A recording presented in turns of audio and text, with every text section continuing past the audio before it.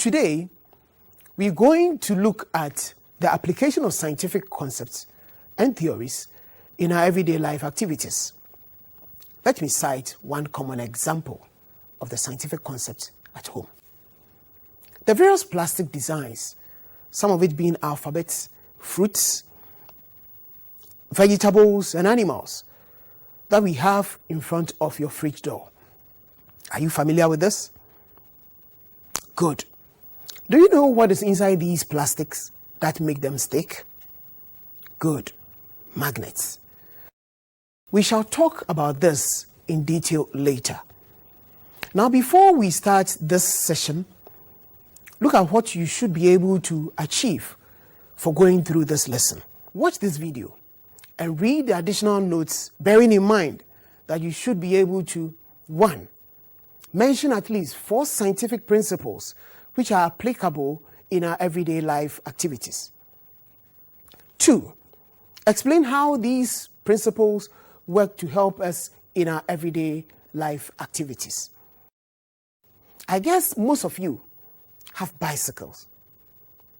Do you ride your bicycles at night? What helps you to find your way in the dark whilst riding your bicycle?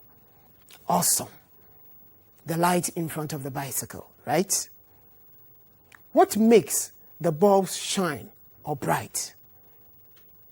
Good. The rotation of a device called dynamo.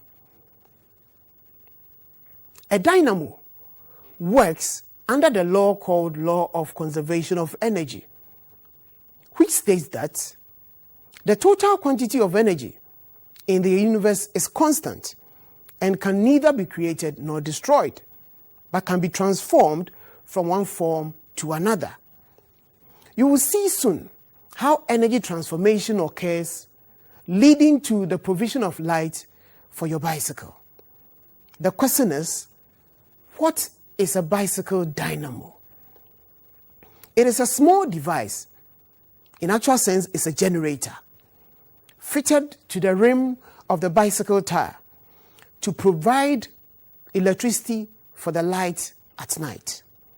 Now, this is how it works. The top of the dynamo is attached to the rim of the tire, which rotates when the bicycle is moving.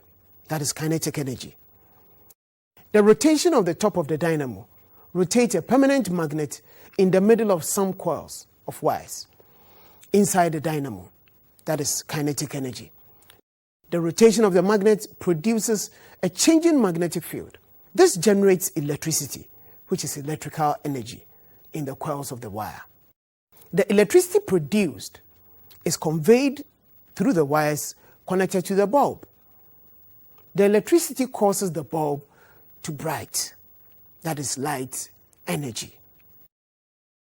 So the transformation is from kinetic energy to electrical energy and to light energy. Another principle or theory is the useful application of force. Now, what is force? A force is simply a push or a pull. It could also be defined as that which changes a body's state of rest or uniform motion in a straight line. One important force to consider is biological force.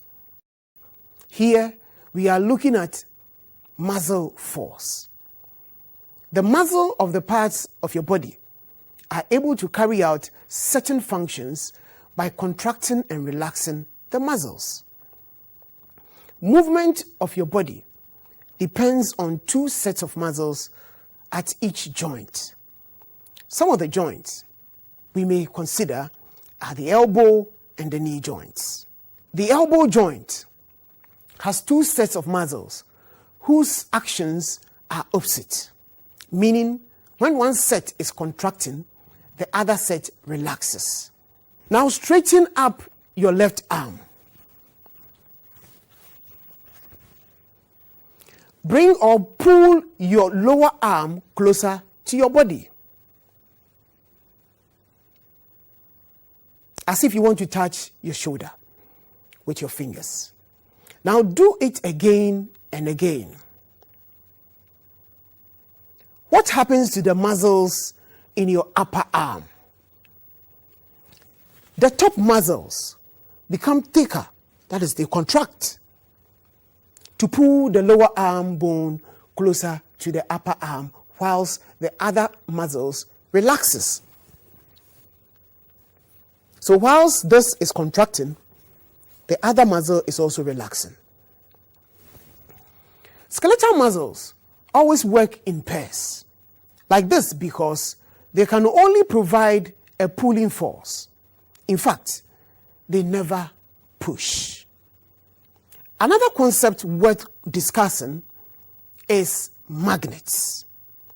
Magnets are used in the home, farmhouse, and in industry. At home, we use magnets to hold papers and other small items to the refrigerator. For example, if your mom or you wants to leave a notice for your other siblings, it could be placed in front of the refrigerator with the help of magnets.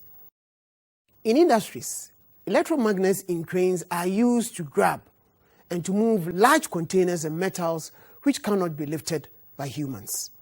Let us look at another application of scientific principle. This has to do with saponification or soap making. Soaps are used for bathing, for cleaning our homes, for laundry, etc. Saponification is a name given to a chemical reaction that occurs when a vegetable oil or an animal fat is mixed with a strong alkali. The alkali is produced from dried and burnt cocoa pod or plantain peels. The ash, which is the alkali, is mixed with the oil or fat to make soap. I believe you know a soap called Ala-ta-Semina. Now let us recap what you've done for today's lesson. We've looked at the application of scientific concepts and principles. We studied the principle of energy conservation, where we looked at how the bicycle dynamo works to produce light at night for your bicycle. There are lots of examples involving energy transformation. For example, the Akosombo Dam and your ceiling fans all work based on the law of conservation of energy. We looked also at magnets and their uses at home, in industry, and in the field. Finally, we saw how the concept of saponification is applied in the production of soap for usage.